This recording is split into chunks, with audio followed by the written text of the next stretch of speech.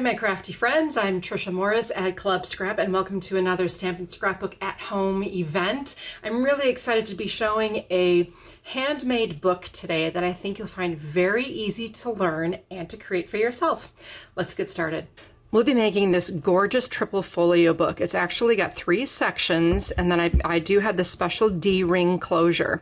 Now I've made this book from a half of a Club Scrap page kit, and even though it's a musical theme, I think it's very, very neutral. I plan to use this for pictures from a wedding that I'm going to be attending, and it just is so beautiful and striking. The book I'm going to make with you now, I haven't made yet. I'm going to make it with you, and I'm using Club Scrap's Prism collection. So basically everything in here is enough material to make 2 of these projects, plus you'll need the folios and then a D-ring closure. As far as tools, we're going to start out with our Fiskars guillotine trimmer and the classic Club Scrap accordion pocket file to help us keep all of our parts and pieces organized while we trim our papers. So my instructions call for select papers A, B, C, D, E, and F. And all Club Scrap kits contain 2 each of 6 different papers. So from the Prism collection, I've chosen the light blue, a red, a yellow, a dark blue, and then a print and another print. And I actually have all of that right in my kit. Plus I'm going to be using about half of the cut aparts in here so I can get 2 books out of just this one kit.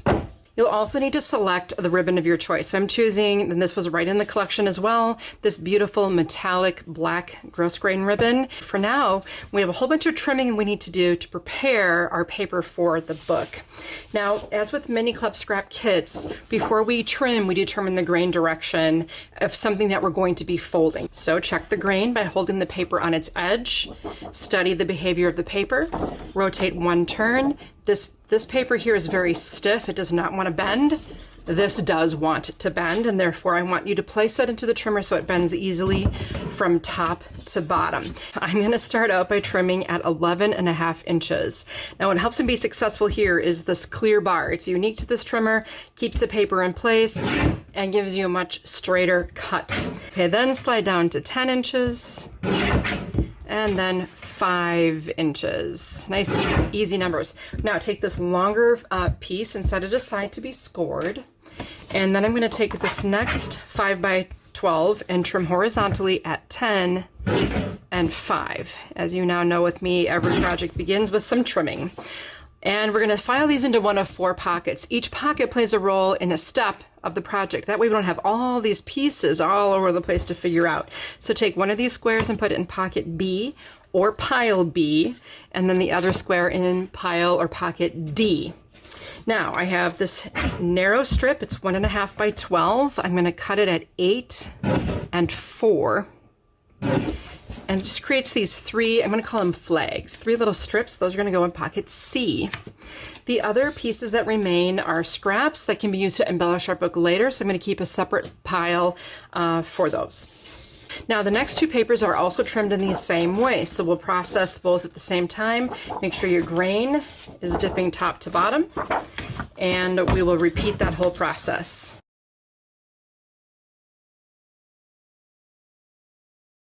This is the dark blue from the Prism collection. So bear with me here while we finish up our trimming. We'll cut at 9 3/4 and 5. Grain direction doesn't matter so much with this piece. And then 10 on the horizontal and 5. All right, one of these goes in B, the other in D. Next strip, we'll trim at different measurements. This is going to be 9.5 and 4 3/4. Both of these will go in pocket A. And then we have this other section. This needs to be scored, so I'm going to set that aside. Here we have that scrap from earlier. This is the 2 by 5. Okay, now we're going to trim a bunch of squares here. This is for decorative purposes later on. So we'll trim at 11.25, 9, 6 3/4, 4.5, 2 1/4. So we just made a whole bunch of squares for decorating later, and then one little scrap. So I'll throw the scrap away and set the squares aside. They don't have a pocket right now. The cutting diagrams contain the letters, and the letters assign the papers to the appropriate pocket. I like to do all my trimming first and then go on to the scoring and then the assembly. Grain direction on this one is important. Make sure your paper dips easily top to bottom on your first print, and we'll cut at 10 and 5. Now you just created two 5x12s. We're going to stack and rotate them so they're horizontal and cut at 10. Set these two pieces aside to be scored. And then these are scraps for decorative purposes later. And now let's make some squares to go with our other squares. So we're going to trim this on all the even numbers. 10, 8, 6, 4, and 2. Again, these can be set aside, and if you would like, you may pair them with the dark or the paper D you made earlier to see how they nest. One more paper to trim. Grain doesn't matter so much. So I'm going to cut at 9 1/4 and 4 3/4. Then rotate and cut at 9 1/2 and 4 3/4. I'm sure I'm going way too fast for you. That's okay. Just sit back and kind of watch how this all goes down. Put one of these in pocket B and the other in pocket C. This gets scored, so I'll set that aside. You have another larger strip here. We'll cut at 9 and 4 1/2. These two pieces go in pocket A. And then we do have this larger piece that can set aside on our scrap pile. And then I'm going to trim this last strip at 10 and 5. These will be used for decorative purposes as well as this skinny guy. Set him aside. The good news is we're done trimming and now it's time to do a little scoring. First, I want you to find the two smaller pieces. I'm right-handed, so if you're right-handed, try this. We need to score a 1/2 inch from just 3 edges of this paper. And scoring a 1/2 inch from this side is a little bit precarious, but if you do it from this side, so place your paper all the way to the right and vertically and score at 11 1/2.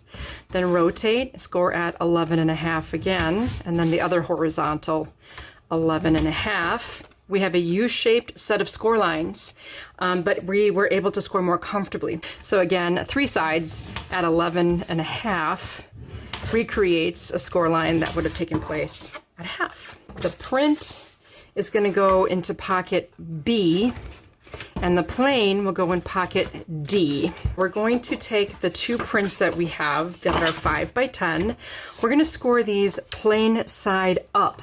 So I'm scoring at 5 on the horizontal, and both of these will go in pocket A. We have some very special scoring to do on these 5x12s. These are going to be scored a number of times at 5, 6, 7, and 8. Now we're going to flip the paper from the bottom to the top, and we'll score at 5 1/2, 6 1/2, and 7 1/2. Repeat that same process for the remaining two pieces. And then you can insert a paper into one of each of the pockets. So just pick one for pocket B, one for C, and one for D. So to start, I have these awesome folios, and each one has an angled pocket and then an envelope. And there are 2 score lines. So what you want to do is just go ahead and fold on the prescribed score line. Make sure that the edges are lined up, because this is basically the foundation of your book. Now in pocket A, I'm just going to remove everything that's in there.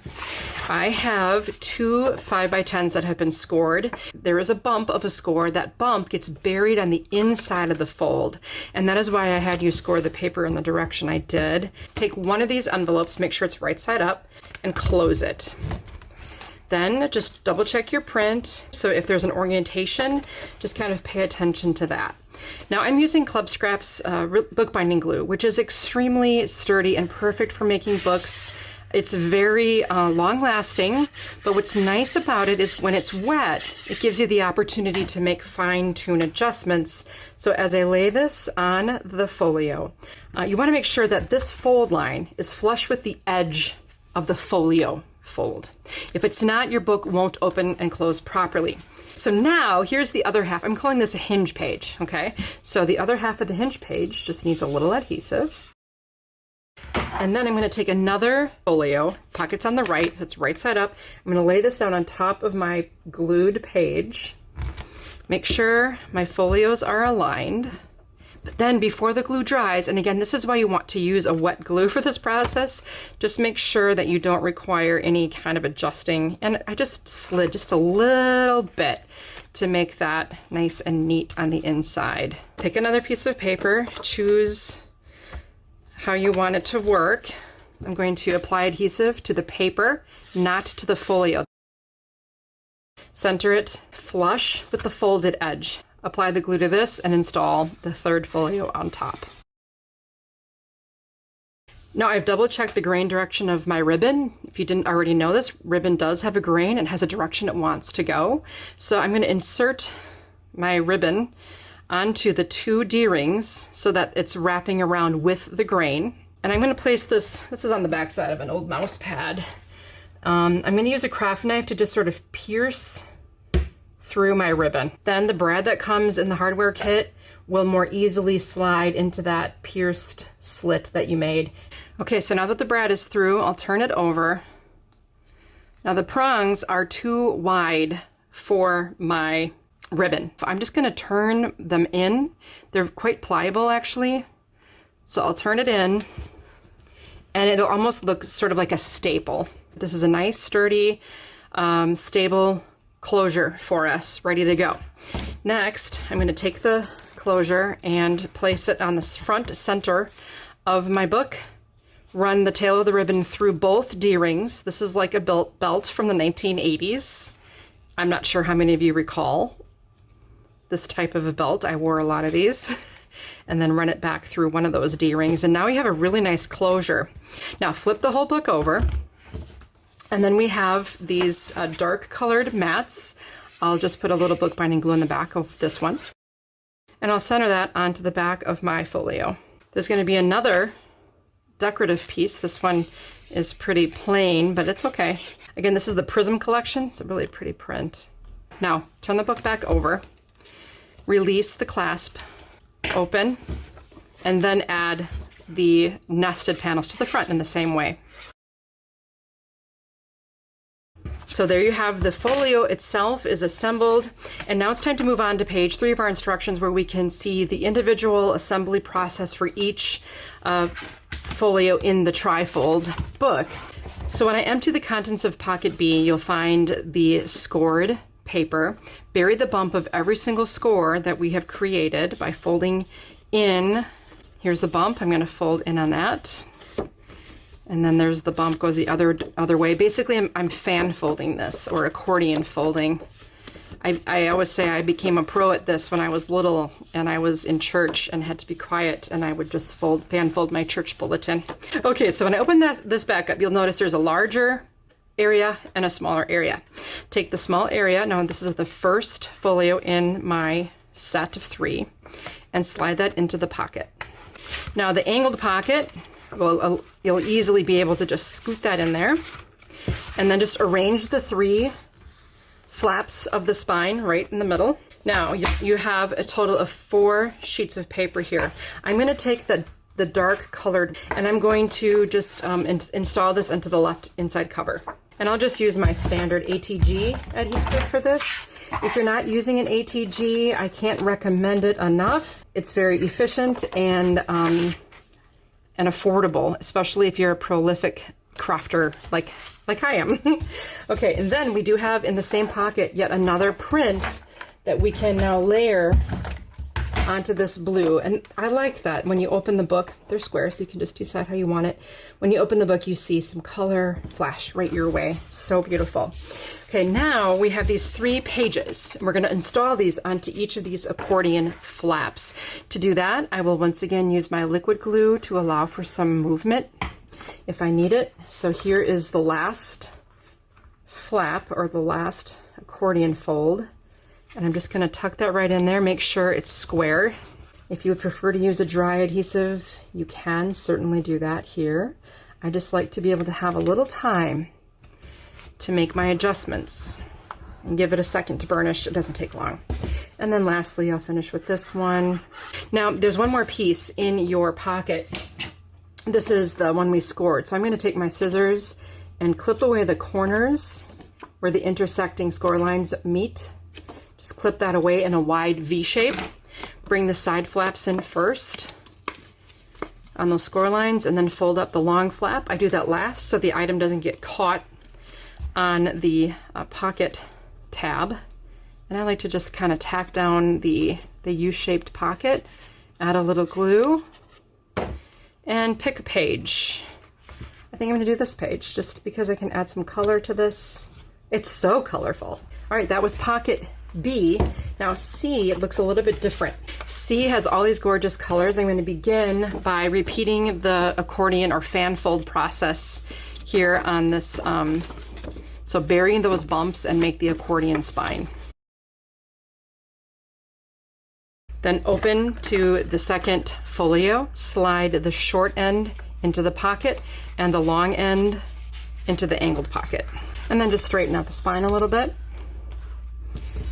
And look what we have here, all these little flags. Now what I'm going to do is just start arranging them in 3 rows and 3 columns. And I'm going to alternate the colors kind of in an interesting way.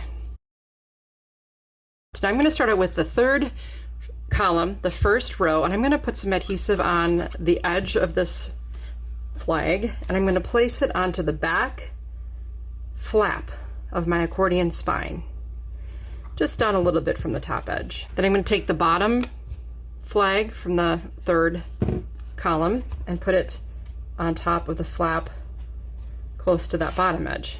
Okay, this is the 3rd pleat of the accordion, front of the pleat, top and bottom. Now I have this guy for the middle, so I'm going to put a little adhesive on the edge, and this one I'm going to put on the back of the pleat. A little different.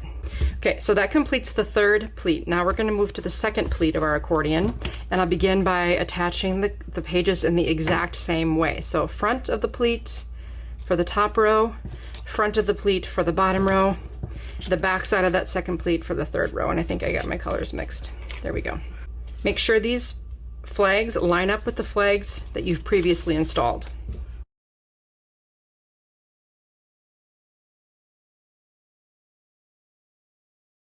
Isn't that fun how when you turn the pages then it sort of cascades in a unique way? Love that. Next I'm going to take this beautiful print and I will install this onto the facing page so that when you open to it you'll have a nice splash of color. Now I'm turning to the 3rd page and guess what I'm going to do now? Empty pocket D. Same drill, bury all the bumps of those score lines so that you can have your accordion pleated spine. And then install it into the 3rd folio. This constructs very much like the other one. I'm going to take the darkest paper color that I've specified and install this on the left plain side of the folio. Then install the pages in any order you wish.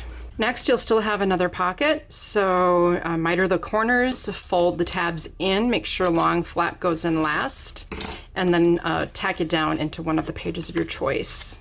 Now with this much completed of the project, you have your full structure of the book. All the pages have been installed. The only thing left to do is decorate. And for that, you have this pile of all of these wonderful little strips, prints, all the scraps that I had you save. And all of these are going to be perfect for embellishing and adding more color and more layers. Then you have this set of awesome nestable squares.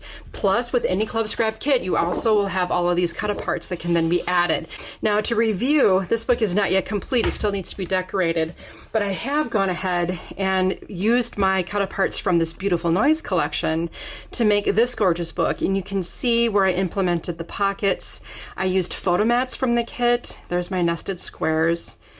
Quotes from the cut-aparts. I love this. I stretched out a long quote across 3 of the flags. I added some tags that were included. So much fun and completely ready for pictures. I have one other completed project to show you, and it's this beautiful book, and it's an all-inclusive project. It has the twill, the D-ring, the brad, all of the embellishments that are designed to literally fit onto all of these pages is included right in the kit. So you don't have to adapt anything. I've designed this all just for you, for everything to fit. And this is a beautiful book, perfect for adventures, maybe a day trip, any kind of travel, anything masculine. It would be a great dad book. What a great project for a guy. I hope you enjoyed this little bookmaking journey with me, and you can definitely check out, I'll try to post a picture of my finished Prism album. I think it's going to be absolutely smashing, and I love all those bright, fun colors. But whatever theme you're working on, whatever reason or season, Club Scrap has a kit for you that you can transform into this beautiful book. Be sure to check out our website landing page I've made just for you. It's clubscrap.com/SSBE1220. And that's also the shopping code. The link will match the shopping code, which will get you free shipping on orders over $50. And if you just join during the next week, we will also give you a kit to make your very own accordion pocket file organizer. Those are for new members. So thank you again for joining me. Thanks SSBE at Home for hosting these awesome events, and we'll see you next time.